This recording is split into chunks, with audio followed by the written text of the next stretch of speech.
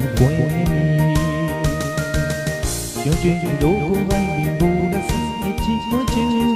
Sao chiều để ý chế mấy kỳ má bó đô su chuyện đã rồi. Càng tiếng xa xa quân thề.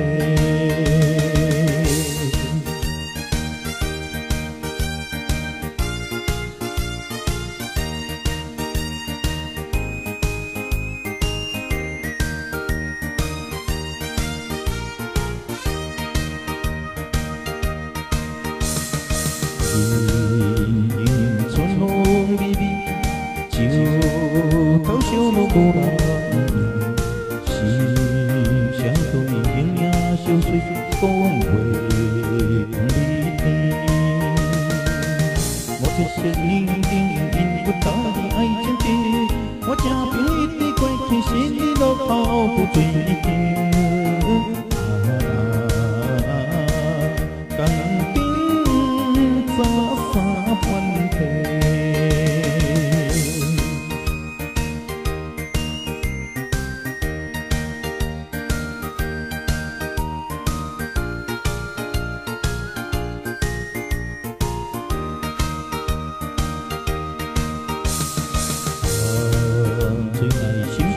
yêu tăng đi bố đi xin chiều vàng chúng thì chiều bê xiang đàn xin sống đi các con bom đi tìm chiều cách chiều cuốn xin đi có thể chỉ mong tay thắng ngoan quay như một biển